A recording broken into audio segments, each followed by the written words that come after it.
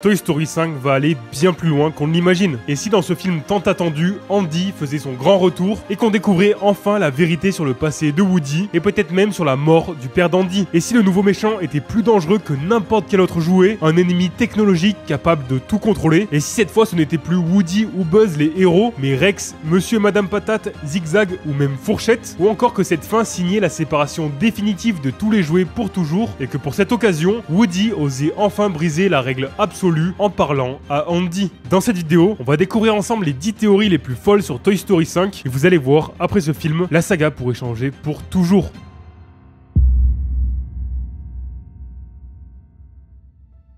Et si Andy revenait dans Toy Story 5? Et oui, vous le savez, mais il y a un lien super fort entre Andy et les jouets. Et vous vous rappelez sûrement de cet adieu très touchant à la fin de Toy Story 3, où Andy s'en allait avec sa voiture et que Woody lui disait « Bonne route, partenaire ». À l'heure actuelle, on ne sait pas vraiment à quelle époque se déroulera Toy Story 5, mais on peut facilement imaginer que le film se placera quelques années après Toy Story 4, et si à cette époque, Andy avait eu des enfants. Dans ce cas, on pourrait voir dans ce film la quête d'Andy pour retrouver ses jouets d'enfance, pour pouvoir justement les donner à ses enfants. Mais la question reste de savoir où sont les jouets. Est-ce que Buzz, Jessie et leurs amis sont toujours chez Bonnie? Woody et la bergère sont censés vivre libres aujourd'hui, alors comment les retrouver? Et en fonction de où se trouvent les jouets, ça peut poser plusieurs problèmes. Déjà, en imaginant que la plupart des jouets sont encore chez Bonnie, comment Andy va faire pour les récupérer? Ce que je veux dire, c'est que c'est assez bizarre qu'il arrive devant Bonnie et qu'il lui dise bah maintenant je récupère mes jouets. L'intrigue du film pourrait aussi se baser sur le fait que Andy n'a pas cherché directement ses anciens jouets, mais a plutôt racheté un nouveau Buzz l'éclair par exemple, et que d'une manière ou d'une autre, les anciens jouets apprennent cette nouvelle et décident alors de partir à sa recherche. Et la question reste de savoir quand même, est-ce que c'est une bonne idée de faire revenir Andy? Ce serait quoi la vraie raison de le faire revenir si par exemple il n'a pas d'enfant? Et bah peut-être pour conclure de la plus belle des manières cette saga légendaire, en mettant en scène la première discussion entre Andy et Woody.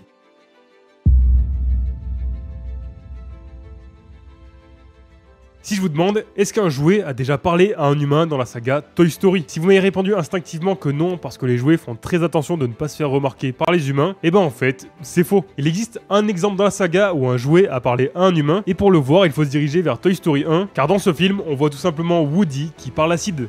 Alors pas de violence.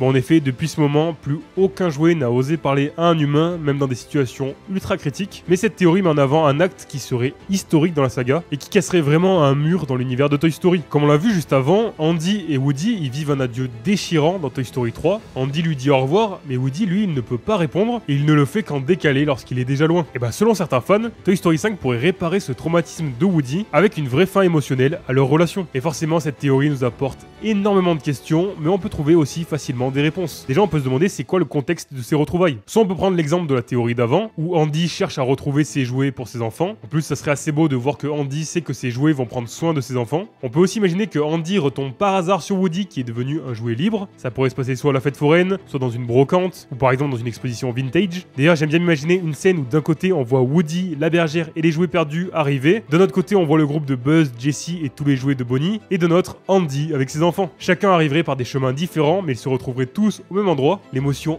incroyable que ça nous créerait. Après, il faut aussi mettre en avant le risque de faire parler un jouet à un humain, et oui, parce que ça irait à l'encontre du principe même de la saga. Les humains ne doivent pas savoir que les jouets sont vivants. En plus de ça, la réaction d'Andy, elle serait un peu complexe. Est-ce qu'il aurait peur? Est-ce qu'il ne comprendrait rien? Ou alors est-ce qu'il serait émerveillé? Il faudrait que Pixar fasse ça de manière très minutieuse pour ne pas briser toute la magie de la saga. Personnellement, j'aime bien imaginer une entorse à la règle où Andy serait le seul humain au courant, et que quand Woody essaierait de lui parler, il serait un peu surpris, mais il finirait par dire qu'il l'avait toujours su au fond de lui. La théorie explique que Woody oserait parler à Andy car il est désormais libre et il n'a plus d'enfant à qui être fidèle et qu'il aurait ce besoin de dire adieu à son ami comme il n'a pas pu le faire dans Toy Story 3. Et avec l'arrivée de cette théorie, les fans ils se sont alors demandé si ça allait créer un énorme univers dans lequel les humains parlent aux jouets ou alors est-ce que Andy serait une exception. Je pense plutôt à la deuxième possibilité personnellement, que Andy serait l'unique exception et une discussion entre Andy et Woody serait peut-être la plus belle des manières pour terminer cette saga légendaire.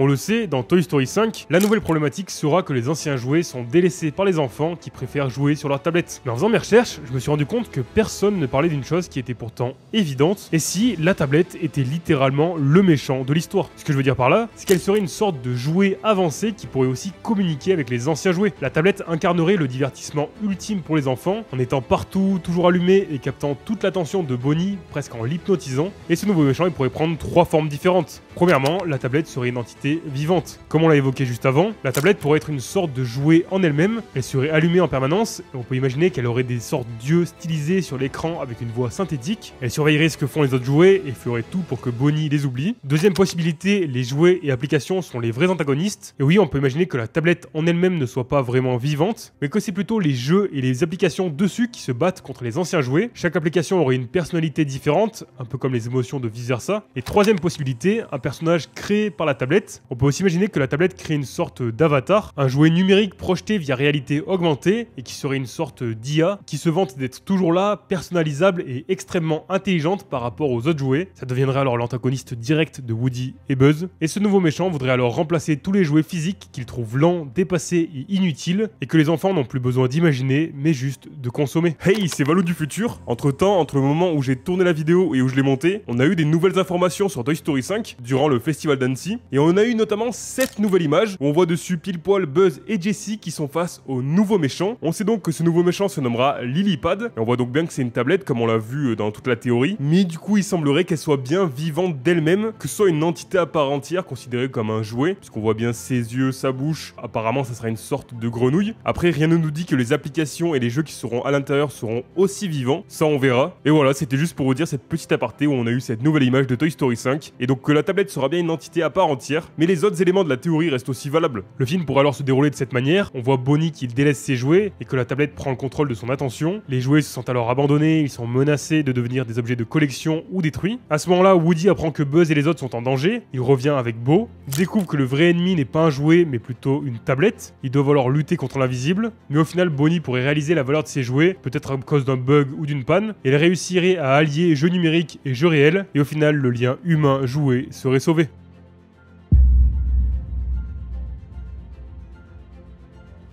Juste avant qu'on découvre ensemble les prochaines théories sur Toy Story 5, est-ce que vous saviez que 90% des gens qui regardent cette vidéo ne sont pas abonnés à la chaîne? Donc si vous aimez ce genre de vidéos autour des films Disney et Pixar, que ce soit avec des théories ou des secrets et des détails cachés, vérifiez bien que vous êtes abonné, c'est complètement gratuit mais ça me soutient énormément. Donc merci beaucoup à tous ceux qui s'abonneront et merci infiniment à tous ceux qui sont déjà abonnés. Alors pour cette théorie, on va s'intéresser à un événement qui s'est vraiment passé dans notre réalité et qui n'est sûrement pas un hasard. En effet, en août 2024, lorsque Pixar a annoncé l'arrivée de Toy Story 5, le studio a décidé de montrer cette image, littéralement une armée de Buzz l'éclair. C'est quand même assez étrange. En plus, on voit bien qu'ils ont une sorte de point rouge au milieu de leur buste, montrant qu'ils sont très probablement méchants. Mais alors, pourquoi cette armée de Buzz l'éclair? Et bah vous l'aurez sûrement compris, car cette armée de Buzz l'éclair sera sûrement présente dans Toy Story 5. Et en plus de ça, on a une raison valable que cette armée existe. En effet, Toy Story 1 est sorti en 1995 aux États-Unis et en 1996 en France. Toy Story 5 va sortir en 2026 et je suis persuadé qu'à la base ils avaient prévu de le faire en 2025, juste il y a dû avoir des retards et au final ça a été décalé d'1 an. Mais je pense qu'à la base leur but c'était de le sortir pour le 30e anniversaire du film. Bon, du coup malheureusement ils ont pas pu. Et du coup dans Toy Story 5 on sera sûrement en 2025. Et qui dit 30e anniversaire du film dit aussi 30e anniversaire de Buzz l'éclair. Et oui, puisque les films suivent globalement les années auxquelles ils sortent, on sera sûrement en 2025 dans Toy Story 5. Et on sait que dans Toy Story 1, Buzz l'éclair est le dernier jouet à être sorti, donc il fêtera sûrement ses 30 ans dans Toy Story 5. Et qui dit anniversaire dit que les jouets vont ressortir sûrement en masse dans les magasins du film, avec des nouveautés comme des nouvelles armes, créant alors la parfaite armée qui deviendra la menace de Buzz, Woody et leurs amis. On peut imaginer que Buzz va se retrouver face à tous ses clones, qui comme lui à la base, se prennent tous pour des rangers de l'espace, mais cette fois plus perfectionnés et plus froids. Hey, c'est de nouveau Valou du futur. Pour cette théorie aussi, on a eu une nouvelle image de Toy Story 5, et cette fois cette image elle concerne bien donc cette armée de Buzz l'éclair qu'on a parlé juste avant, et en gros on les verra au tout début du film, ça sera en fait l'introduction, et ce sera une introduction un peu spéciale, parce qu'en fait on va voir un Buzz l'éclair tout juste déballé, qui va se réveiller sur une plage inconnue, apparemment il n'y aura pas de dialogue et aucun repère, tout ça sera accompagné d'une bande son un peu inquiétante, et en gros ce Buzz l'éclair va se rendre compte qu'il fait partie d'un conteneur échoué, dans laquelle il y a des centaines voire même des milliers de Buzz l'éclair, et donc leur objectif ça va être de quitter cette île. Alors après comment Pixar va intégrer cette introduction avec le reste de l'histoire de Toy Story 5, pour l'instant c'est un peu flou, mais en tout cas on a bien cette histoire d'armée de Buzz l'éclair, et vu l'image qu'on a vue juste avant, ça se peut que ces Buzz l'éclair ils deviennent méchants, mais du coup voilà, on a cette deuxième image qui a été dévoilée entre le moment où j'ai tourné la vidéo et où je la monte, où on voit ces centaines voire ces milliers de Buzz l'éclair dans un conteneur échoué sur une île déserte.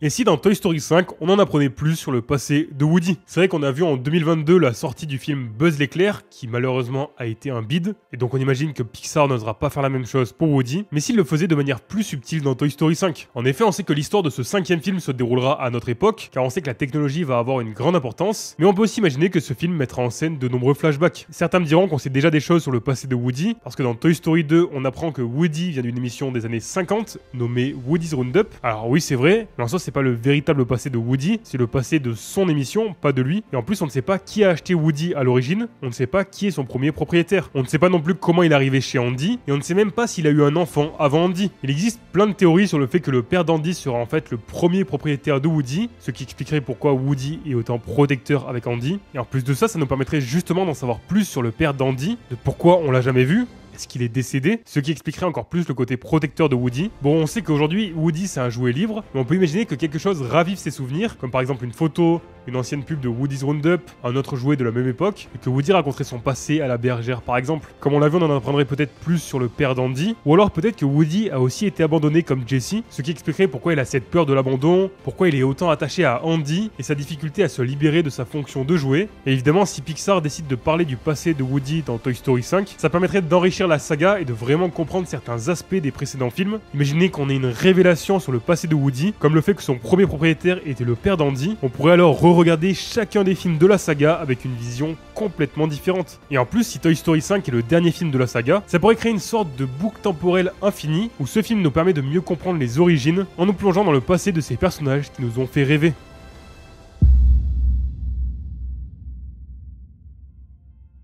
On le sait, dans Toy Story 5, on va avoir le retour de Woody, ça on n'a aucun doute là-dessus, parce qu'on le voit tout simplement sur l'une des premières images du film, donc on sait qu'il sera là, reste à savoir comment il va retrouver ses amis. Et la fête foraine, bah ça semble l'endroit le plus logique. Vous vous rappelez sûrement tous de la fête foraine dans Toy Story 4, c'est l'élément central du film avec le magasin d'antiquités, mais on le sait, une fête foraine ça se déplace et ça revient souvent dans les mêmes villes. Et si dans Toy Story 5, Woody et la bergère voyageaient avec la fête foraine pour aider les jouets perdus à trouver des enfants, mais qui finissaient par revenir dans la ville de Bonnie. D'après cette théorie dans Toy Story 5, la fête foraine va revenir dans la ville de Bonnie, ce qui va créer l'opportunité parfaite pour Buzz, Jessie et les jouets de Bonnie de pouvoir retrouver Andy et la bergère, voire même de retrouver Andy s'il est toujours dans le coin comme on l'a vu dans la première théorie. On aura alors un moment très fort émotionnellement entre Woody et ses anciens compagnons. Perso, j'étais en larmes quand ils se sont séparés, alors leur retrouvaille je vous explique pas. Le film pourrait aussi mettre en avant le fait qu'après leur séparation, les jouets ont changé, ne sont peut-être plus autant sur la même longueur d'onde, ce qui pourrait entraîner des conflits. Mais donc dans Toy Story 5, le retour de Woody pourrait se faire grâce à la fête foraine qui repasse dans la ville, mais les retrouvailles entre les jouets pourraient amener à différentes possibilités. Est-ce que Woody va rester avec Bo dans la fête foraine et les autres jouets rester avec Bonnie? Est-ce que Woody et Bo vont retourner avec leurs amis? Est-ce que Buzz, Jessie et toute l'équipe de jouets vont devenir des jouets libres? Et ben la direction que Pixar va prendre pourrait changer complètement soit la fin de la saga, soit la suite si Toy Story 6 est prévu.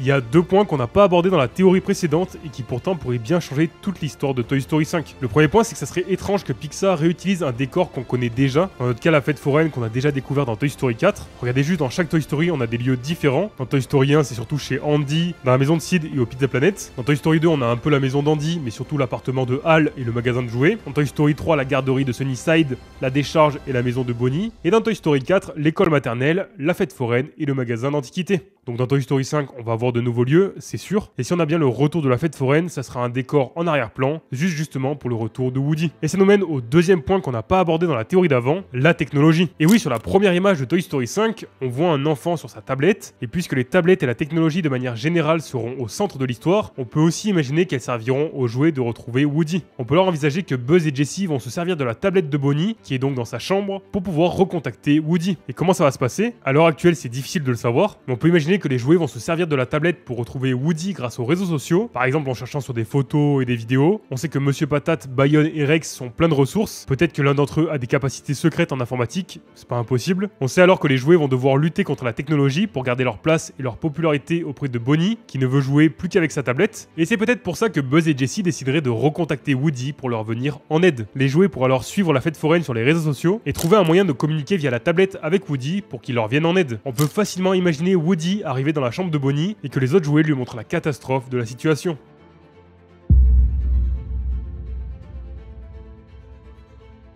Et si le destin des jouets allait complètement changer dans Toy Story 5? On l'a vu juste avant, la technologie elle va avoir une place super importante dans ce nouveau film. Et aujourd'hui on sait que les enfants ils préfèrent jouer sur les tablettes, les téléphones et aux jeux vidéo plutôt qu'avec des jouets classiques. La théorie explique alors que Bonnie pourrait perdre tout intérêt pour ses jouets, comme Andy l'a fait à l'adolescence, mais cette fois encore plus tôt à cause du numérique, et on aurait alors deux destins possibles pour les jouets. Le scénario dramatique serait que Bonnie les oublie et les jette tout simplement, et le scénario moins dramatique mais peut-être pire, c'est que certains adultes se rendraient compte de la valeur financière des anciens jouets, et les jouets deviendraient alors des objets de collection. Le nouveau méchant humain de l'histoire serait alors une sorte de collectionneur cynique qui rachète les jouets aux enfants pour les revendre beaucoup plus cher. Le problème c'est que depuis toujours, ce qui donne vie aux jouets, c'est l'amour et l'imagination de leur enfant. Sauf que là, dans cette situation d'objet de collection, les jouets, ils deviennent complètement inutiles. Buzz, Jessie et leurs amis comprendraient alors ce qui les attend, une mort lente et douloureuse car ils ne peuvent pas vivre sans l'amour et l'imagination d'un enfant. Ils vont essayer alors de fuir la situation et vont se retrouver comme des jouets perdus, et c'est à ce moment qu'ils pourraient retomber sur Woody. Ou alors, on peut imaginer que puisque Woody n'a plus de propriétaire, il ne risque pas de se retrouver dans ces histoires de revente, mais il finirait par apprendre que justement les anciens jouets deviennent des objets de collection, soit par les médias, soit par le bouche à oreille, ce qui le pousserait à partir secourir ses amis. Quoi qu'il en soit, de nouveau réunis, Woody quitterait alors son mode de vie de jouet libre pour tenter de convaincre Bonnie de jouer à nouveau avec ses anciens jouets et non pas de jouer avec sa tablette.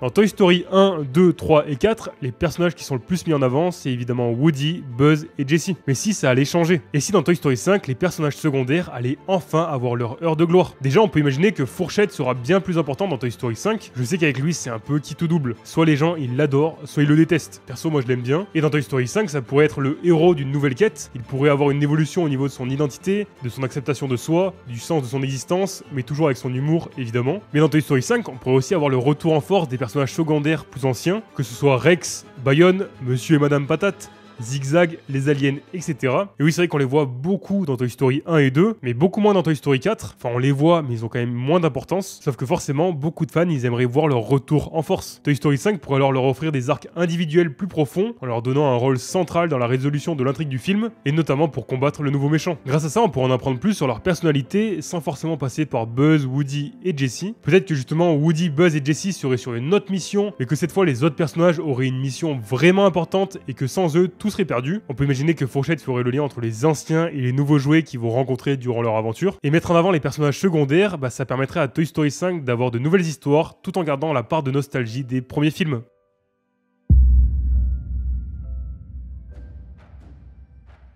Et si la fin de Toy Story 5 et même la fin de la saga Toy Story était terriblement triste mais apaisante? Jusque-là, tous les jouets sont toujours restés ensemble, que ce soit avec Andy et avec Bonnie. Bon, à part Woody et Bo qui sont devenus libres, mais sinon de manière générale c'est le cas. Et si, à la fin de Toy Story 5, on voyait que Bonnie avait grandi, qu'elle n'avait plus l'âge de jouer avec ses jouets et qu'elle finissait par les donner. Et contrairement à Andy, Bonnie ne les donnait pas tous au même enfant, mais à plusieurs enfants, et même peut-être à une garderie, une maternelle, etc. On verrait alors les jouets se dire au revoir pour la dernière fois, et la dernière scène de la saga serait chaque jouet dans sa nouvelle maison, heureux et apaisé. Jessie chez une petite fille passionnée de chevaux, Rex entouré de dinosaures, Buzz chez un enfant passionné par l'espace. Peut-être que certains jouets rejoindraient Woody et Bo pour aider d'autres jouets à retrouver un propriétaire, et ils seraient alors des ambassadeurs du lien humain-jouet dans différents contextes, que ce soit en aidant des jouets perdus à trouver un enfant, ou alors pour ceux qui sont chez des enfants à expliquer aux autres jouets l'importance d'être là pour son enfant. Et le film pourrait alors se terminer par une voix off de Woody et Buzz expliquant que le plus important c'est d'être là pour quelqu'un.